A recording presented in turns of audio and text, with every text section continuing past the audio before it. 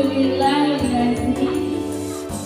Assalamualaikum warahmatullahi wabarakatuh. Asyhadu an la ilaha illallah wa asyhadu anna Muhammadan abduhu wa rasuluh. Amma ba'du. Puji syukur bersama-sama kita dan Allah. Salawat kepada Rasulullah. Yang saya hormati Kepala DK Jasa Bunda Ibu Sri Nopirianti, yang saya hormati rekan-rekan guru yang hebat yang sudah hadir pada hari ini. Baiklah, saya tidak memanjangkan mukadimah. Hari ini saya akan memaparkan satu presentasi yang bertema Destinasi Budaya Positif di Sekolah TK Jasa. Apa kabar Bunda Guru hari ini? Alhamdulillah, luar biasa. Allahu Akbar. Masih semangat? Semangat. Iya, kita yel-yel sekali ya. Tepuk semangat.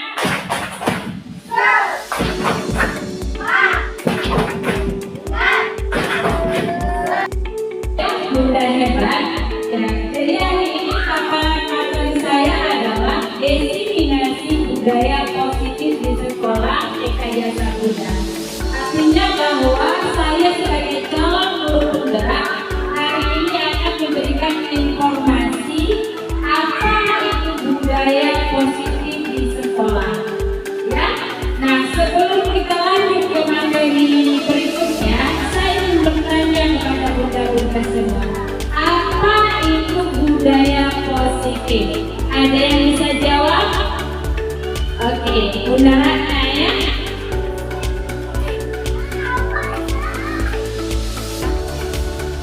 Saya akan menjawab yang namanya budaya positifnya. Budaya positif di sekolah yaitu budaya di mana kita memulai sesuatu itu dengan semangat, dengan sapaan dan juga penuh. Itu yang saya lakukan budaya positif.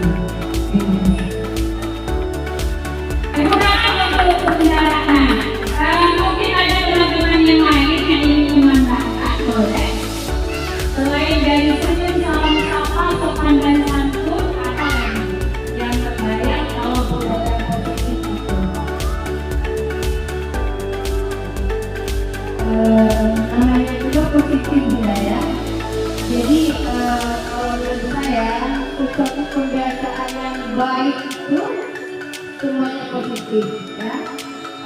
Tidak hanya dengan senyum salam sapa itu memang sudah positif, tapi dengan tindakan-tindakan lain yang dianggap positif itu merupakan budaya positif.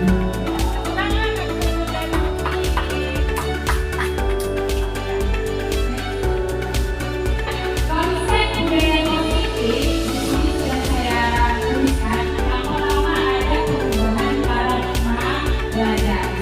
Kemudian ada motivasi perilaku manusia. Kemudian ada juga inisiatif positif, posisi guru, nilai kebajikan, keyakinan kelas, kebutuhan dasar manusia, dan segitiga restitusi. Dan itu benar-benar harus kita praktekkan. Apalagi kita ini TK. Ini adalah fase fondasi, di mana budaya positif itu harus kita tanamkan sejak dari dini. Karena kalau sudah dibiasakan sejak dini, mungkin besarnya itu akan terekam di dalam para anak, ya. Tapi ini perlu sekali konsep budaya positif ini kita tanamkan di tangan anak-anak. Nah, yang pertama tadi adalah perubahan paradigma belajar. Kalau dulu ada namanya kurikulum 13, berarti dengan kurikulum merdeka. Itulah namanya perubahan paradigma belajar. Di mana di sini kita sekarang dituntut mengajarkan kepada anak tentang profil pelajar Pancasila. Nanti buku-bukunya akan kita jelaskan di slide selanjutnya. Ya, kemudian ada motivasi perilaku manusia. Setiap perilaku itu ada motivasi dari diri sendiri. Ada dia eksternal, ada juga internal. Artinya ada seseorang mau belajar itu memang dari dalam dirinya dia mau belajar. Kemudian ada juga beberapa anak itu belajar harus dimulai dari gurunya.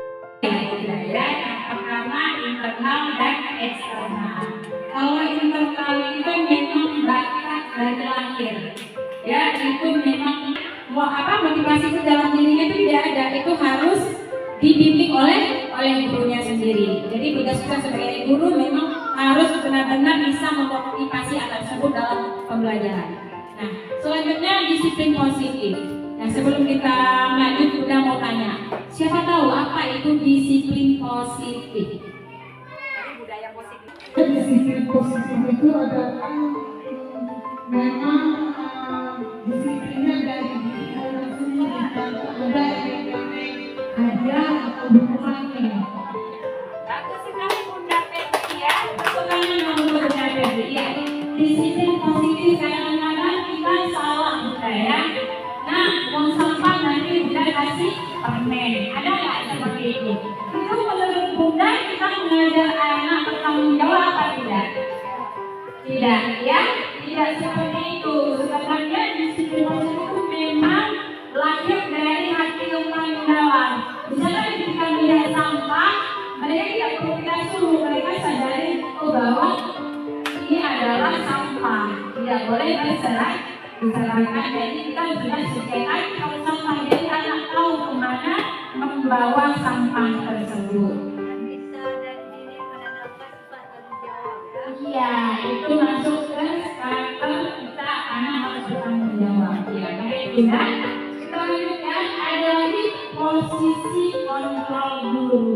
Sebelum kita lanjut, ini Bunda mau bertanya, apa itu posisi kontrol seorang guru? Ini kan kita guru semua ya. Ya, posisi kontrol seorang guru. Siapa di antara Bunda yang ingin menjelaskan? Boleh? Jangan lupa ya. Ada balik kedua. Iya. Ya, bagi saya yaitu posisi kelompok guru yaitu berbagai pendekatan yang digunakan oleh mereka dalam mengelola perilaku yang disiplin di kelas. Terima kasih, tepuk tangan untuk Bunda Risma. Iya, itu adalah kontrol seorang guru dalam mendidik anak-anak. Mungkin di antara kita ada posisinya sebagai manajer, ya, sebagai teman. Ada juga kita membuat rasa bersalah. Karena kita sering, kalau kamu nggak belajar, kamu nggak naik kelas. Itu sebenarnya tidak, kata-kata itu tidak boleh. Tugas kita sebagai teman.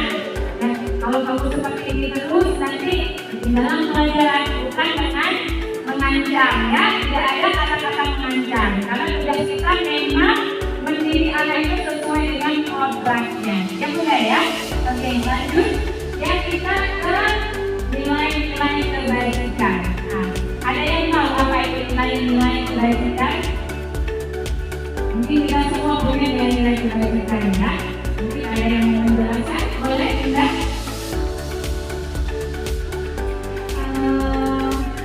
Nilai-nilai kebaikan itu meliputi keselamatan, tanggung jawab, kejujuran, dan komitmen. Komitmen adalah yang paling penting bagi orang bekerja. Ya.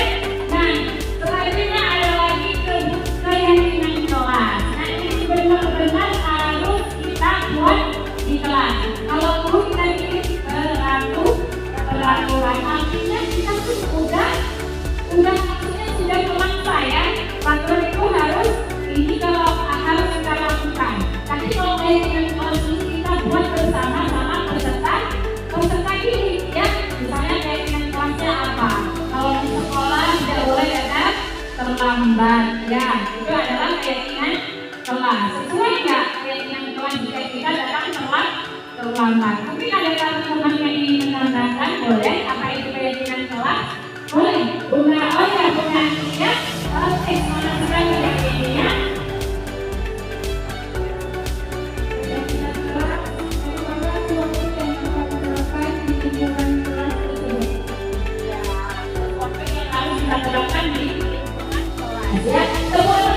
sudah asik. Ya, itu dia. Kemudian selanjutnya ada lagi kebutuhan dasar manusia. Kalau zaman dulu ada primer, sekunder, ingat manusia. Nah, kalau sekarang mungkin ada tambahan, ada teman-teman yang ingin mengatakan apa saja kebutuhan dasar manusia. Ya, boleh? Mungkin sesuai yang dibilang tadi sama Melissa, ada kebutuhan primer sebenarnya itu ya. Ini sekarang kata-katanya lebih mungkin ada kebutuhan fisiologis itu mungkin fisik kita itu mungkin seperti juga itu kita makan dan minum itu ya, itu yang fisiologis. Kemudian ada kebutuhan rasa aman yang namanya dengan ada kebutuhan rasa aman yang dalam tersebut mungkin kalau di sekolah anak-anak nanti belajarnya akan lebih efektif mungkin ya. Kemudian ada kebutuhan cinta dan kasih sayang. Di sini juga kita sebagai manusia membutuhkan cinta dan kasih sayang. Kemudian ada kebutuhan lagi yaitu kebutuhan harga diri, ya.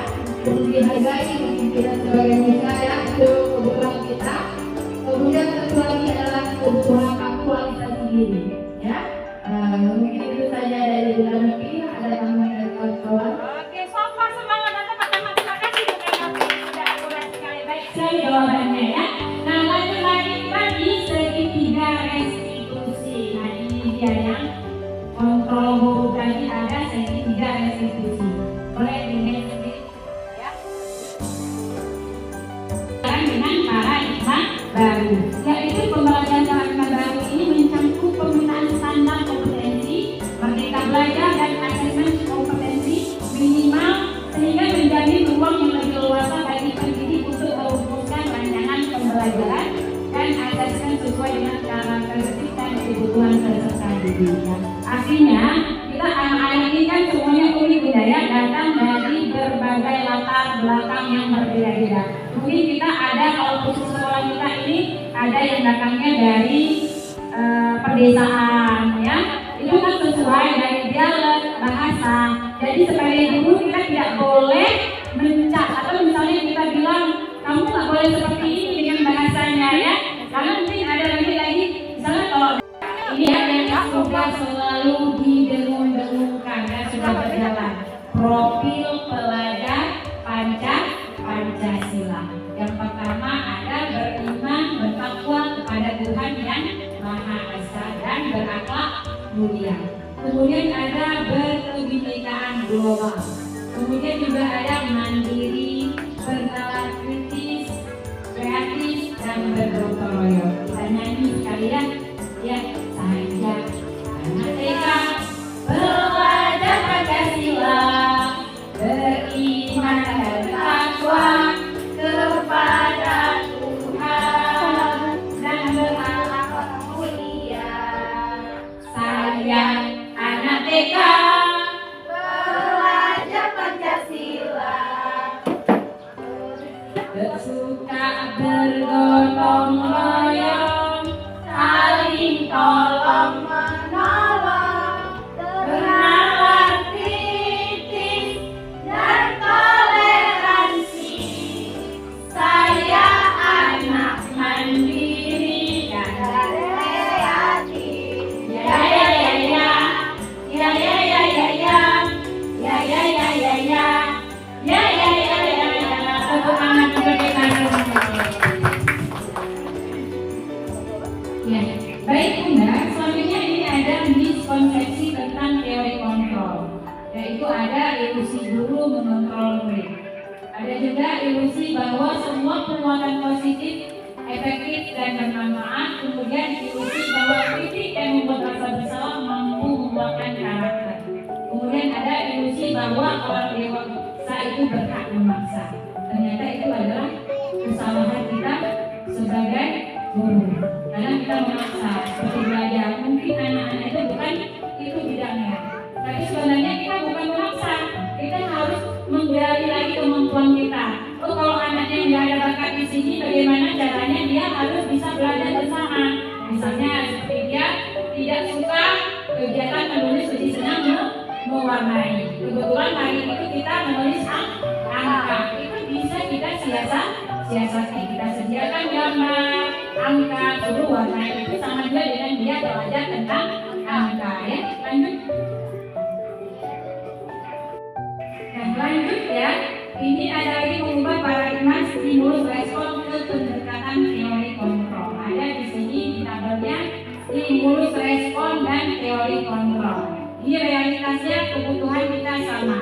Realitasnya kebutuhan kita berbeda. Artinya ini tidak boleh lagi kita lakukan karena setiap manusia itu berbeda, ya berbeda. Kalau kita di DKI itu bakat anak itu majemuk ya, tidak boleh disamaratakan. Misalnya hari ini matematik harus ikut semua, ya kita harus ada trik. Di tugas kita menggali lagi bagaimana cara kita memberikan trik yang benar ketika dalam pembelajaran ya teman-teman. Nah kemudian ada juga semua orang melihat hal yang sama. Setiap orang itu punya gambaran yang berbeda. Dibilang cita-cita aja kita berbeda. Rambut boleh sama di hitam, tapi kita pikirannya berbeda ya. Ya seperti itu. Kemudian ada lagi kita mencoba mengubah orang agar berpandangan sama dengan kita. Bisa kira-kira? Mungkin Bunda saya ajak sama dengan saya. Kita sudah beda visi dan misi. Kalau untuk kehidupan kita pribadi beda lagi visi dan misi kita di sekolah kita harus punya tujuan yang sama. Tapi kalau untuk secara pribadi personal itu harus memang berbeda. Mungkin ada beberapa sisi yang sama ya, tapi tidak bisa kita kategorikan sama semua ya. Nah lanjut. Kemudian saya bisa mengontrol orang lain. Kita tidak bisa dikontrol orang lain. Yang mengontrol diri kita adalah diri kita sendiri. Kita mau kemana? Mungkin lingkungan yang akan mengubah kita, karena kalau kita berteman dengan orang baik, otomatis kita akan menjadi baik. Jangan salah, ya kan? Nah, ketika kita lihat ikan di laut ya, coba teman-teman lihat ikan di laut lingkungannya asin ya. Coba dirasa ikannya asin ya. Nah, itu kontrol tidak akan ada perubahan kalau memang kita pengen lebih baik, harus di lingkungan yang lebih baik. Seperti itu ya. Next slide aja. Berasal dari kata disiplina yang artinya belajar. Disiplin mengacu pada disiplin diri yang memiliki tanggung jawab terhadap apa yang dilakukannya berdasarkan nilai-nilai yang diyakini. Disiplin positif merupakan salah satu cara penerapan disiplin yang bertujuan untuk menumbuhkan kesadaran serta memberdayakan peserta didik tanpa imbalan dan penghargaan. Nah ini bersekali kali kita lakukan. Sehingga ketika kita nyuruh ini anak di rumah aja, pergi ke pasar bentar beli kecap, nanti laginya ambil untuk abang. Itu tidak baik untuk dia ke depan, karena dia tidak dengan kesadaran dia tidak ikhlas. Itu mengajarkan anak tidak ikhlas.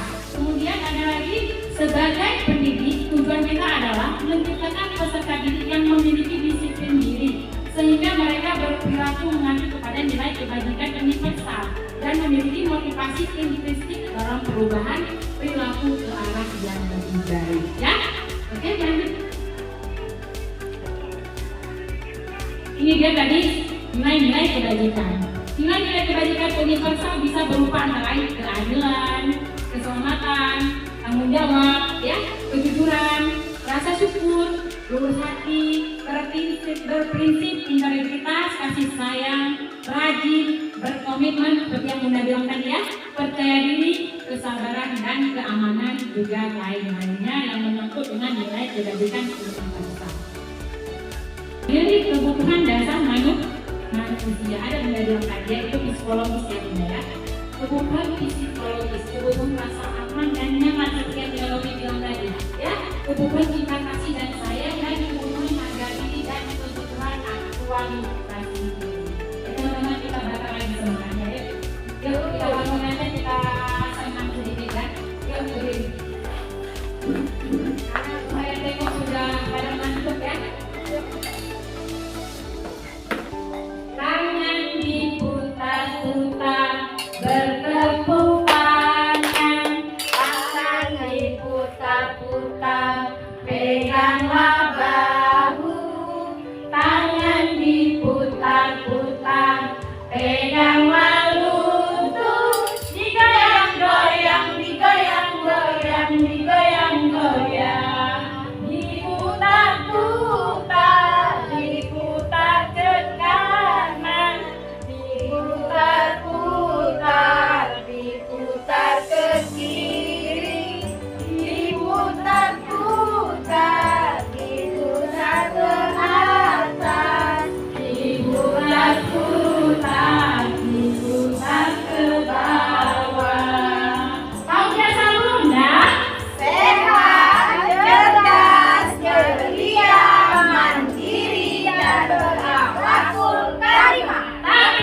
Allahu Akbar, Allahu Akbar. Tangan untuk kita semua.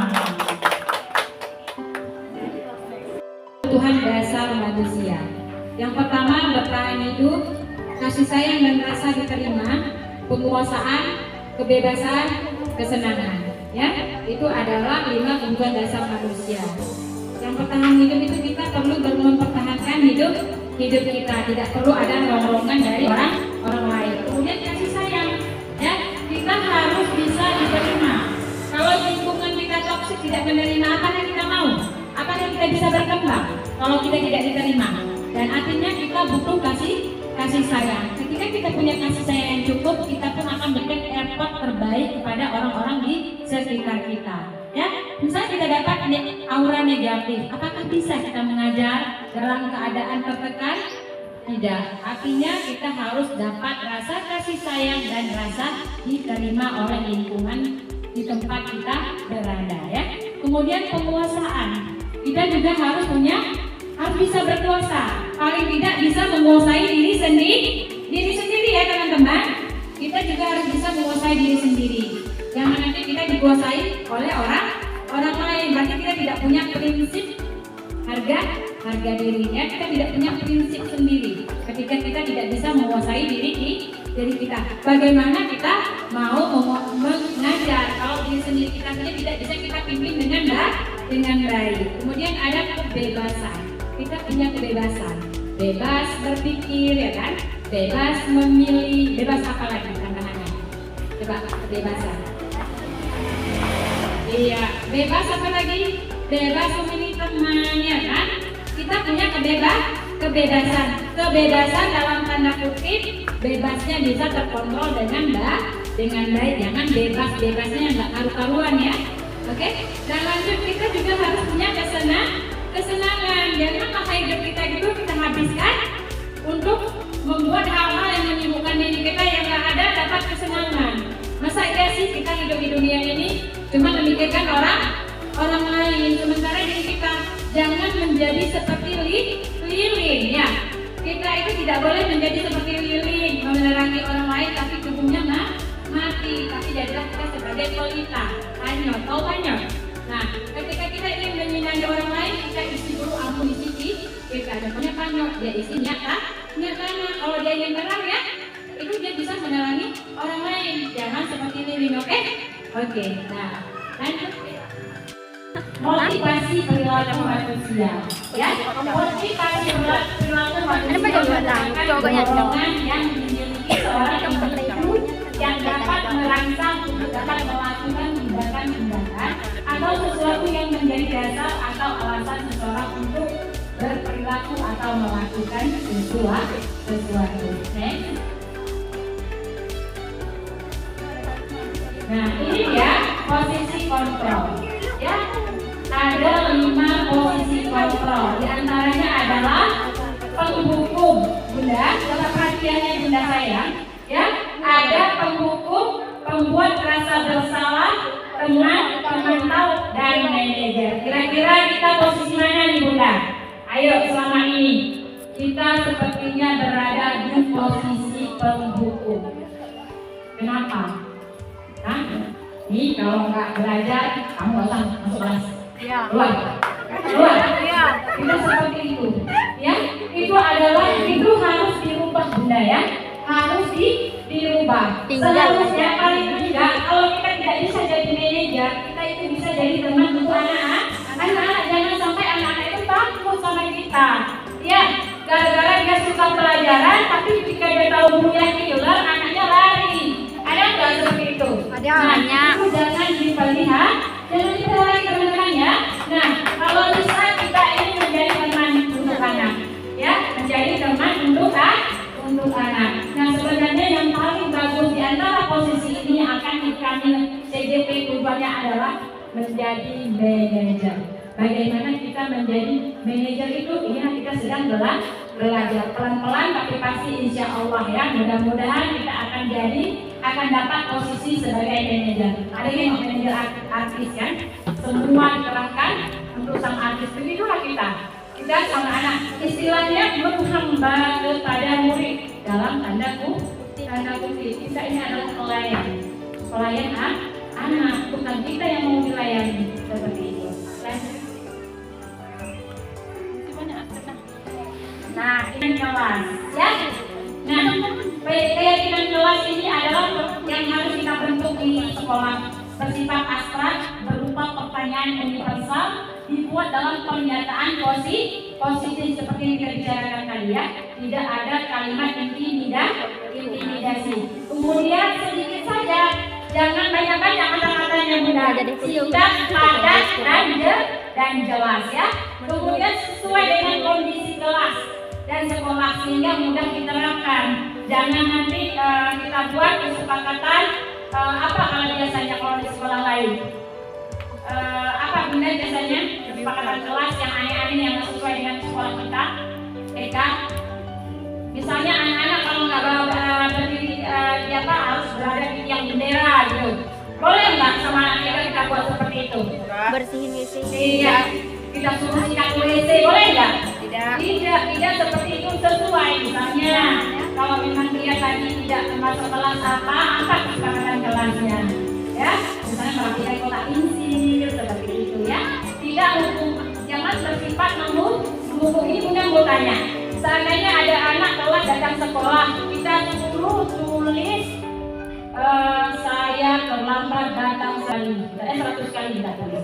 Apakah itu hukuman atau konsekuensi? Saya mau tanya. Bukan hukuman. Itu Konsekuensi. Konsekuensi. Ayo, siapa yang punya konsekuensi? Siapa yang punya itu hukuman?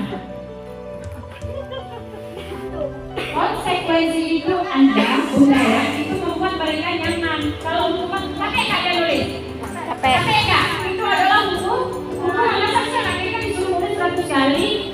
Itu adalah hukuman. Kalau konsekuensi itu misalnya apa? Yang menyenangkan, tidak membuat ototnya itu terlalu lebih bekerja, ya seperti itu. Kemudian ada lagi semua warga sekolah, warga kelas dilibatkan saat membuat keyakinan ke kelas. Jangan bundanya yang buat, keyakinan kelas itu bersepakat dengan murid. Ya misalnya kalau kita kayak ini ya ikut acara ini, HP disilentkan, itu kesepakatan bersama. Jadi jangan kita buat ini anak harus ikut itu, namanya peraturan bukan keyakinan kelas. Oke, next.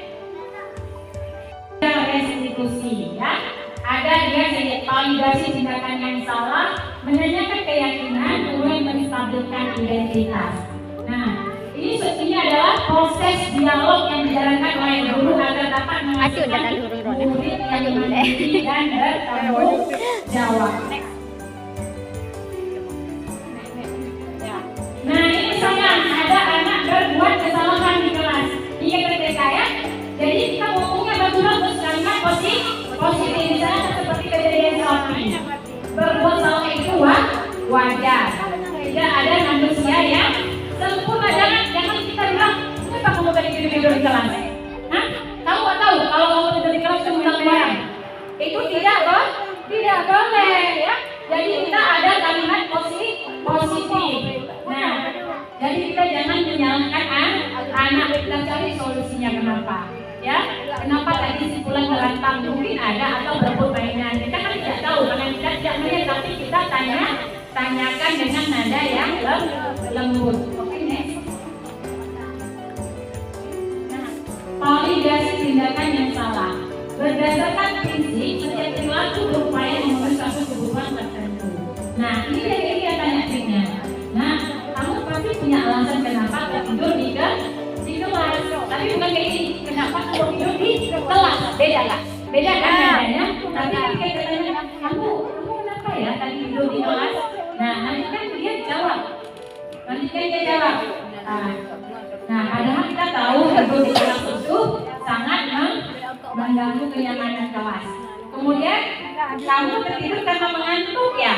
Kenapa kamu tadi kok bisa mengantuk? Nanti pasti anaknya menjawab. Mungkin ada masalah apa itu yang perlu kita gali ya. Jangan kita hakimi ya, apalagi memukul. Oke, lanjut. Nah, ada lagi ini menanyakan keyakinan. Ini kan kalau udah kita buat keyakinan, ini di sini ya. Berdasarkan prinsip teori kontrol bahwa pada dasarnya kita mengoperasi secara intuitif dari dalam tadi ya Bunda ya. Nah, pasti bertanya apa keyakinan kelas kita? Boleh nggak keyakinan kelas kita tidur-tidur di kelas? Tidak, itu karena peraturan yang kita buat bersama. Jadi nilai apa yang kita sepakati bersama? Nilai dari sisi kedisiplinan. Kemudian tanya lagi, seperti apa kelas yang kamu mau? Kelas yang kondusif, kelas yang tenang, kelas yang nyaman. Nanti kita tanya, kamu mau jadi apa? Kalau dia terus masuknya terlambat sekolah tidur kan, dia tidak akan berhasil. Hanya kan cita-citanya. Oke, lanjut. Nah, ini dia motivasi perilaku manusia untuk menilai ketidaknyamanan hubungan, untuk mendapatkan imbalan penghargaan dari orang lain, untuk menjadi orang yang mereka inginkan dan menghargai diri sendiri dengan nilai-nilai yang mereka percaya. Sampai di sini ada yang ingin bertanya? Kalau ada silakan 2 orang saja. Mengingat waktu kita ya. Sejauh pemaparan tadi, ada yang ingin ditanyakan, mungkin ada yang masih mengganjal, atau mungkin ada yang ingin mempertajam lagi pembahasan kita hari ini. Saya silakan kepada 2 penanya saja ya. Siapa kita ya? Ya, kita siap. Silakan. Saya mau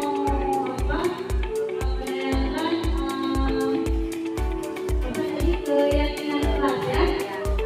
Keyakinan kelas itu sama nggak dengan bagus sekali pertanyaan, terima kasih ya. Ya, keyakinan kelas itu sama tidak dengan SOP. Kalau SOP itu kira-kira siapa yang bikin Bunda? Iya, itu adalah peraturan dari sekolah. Tapi kalau keyakinan kelas adalah peraturan yang kita buat bersama dengan anak sesuai dengan keinginannya yang tujuannya adalah melatih kedisiplinan anak. Ini apa bedanya Bunda? Tepuk tangan untuk kajian. Oke. Ada yang lain? Tidak? Sudah cukup ya? Debatnya sudah. Ya. Mungkin itu saja pemaparan dari saya. Kalau ada kata yang salah, yang tidak berkenan, saya minta maaf. Kebaikan itu datangnya dari Allah SWT. Keburukan itu datang dari saya sendiri. Kita sama-sama masih belajar. Guru bergerak Indonesia Maju. Assalamualaikum warahmatullahi wabarakatuh.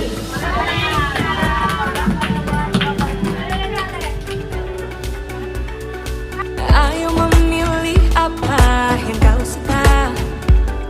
Merdeka belajar wujud yang nyata. Raih mimpimu juga cita-cita. Generasi emas Indonesia. Profil belajar Pancasila.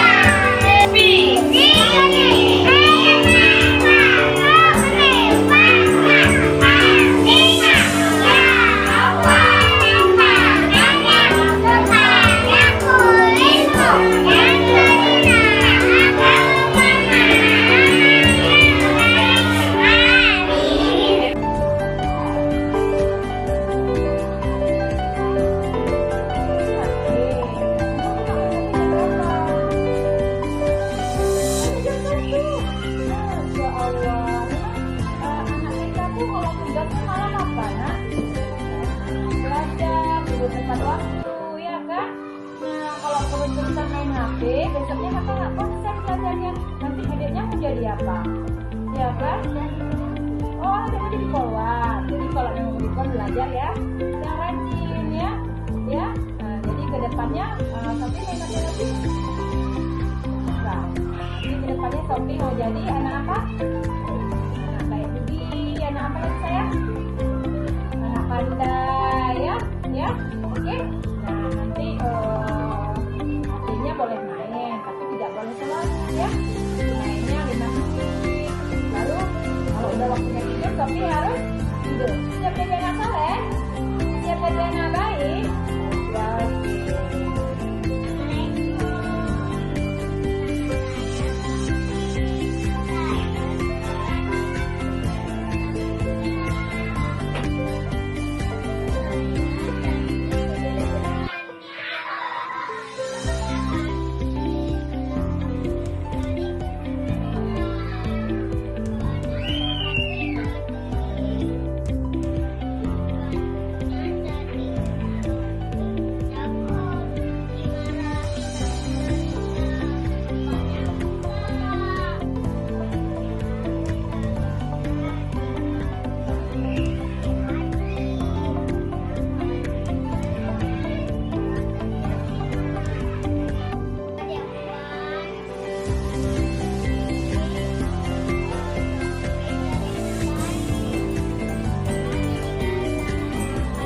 Kakak Sophie, coba jelaskan alasannya kenapa Kakak Sophie tidur sewaktu belajar tadi.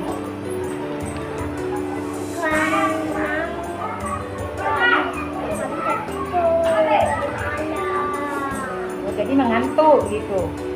Berbuat salah itu wajar ya kan? Tapi tidak boleh selalu ya. Nah, menurut Sophie kelas yang baik itu gimana? Rajin tidur, nggak main HP malam-malam, tidak cepat, tidak kemana-mana ke sekolah selalu. Nah, kira-kira kalau tidur di kelas itu mengganggu kedisiplinan kelas, keyakinan kelas? Mengganggu ya? Ya. Ya, ke depan Sophie mau seperti apa? Jadi anak yang baik ya, mau sekolah tepat waktu ya. Nah, berarti setiap manusia itu berbuat salah. Hari ini Sophie harus perbaiki kesalahan Sophie ya. Jadi anak yang lebih baiklah lagi. Jadi anak soleh, siap. Jadi anak hebat, siap. Oke, terima kasih.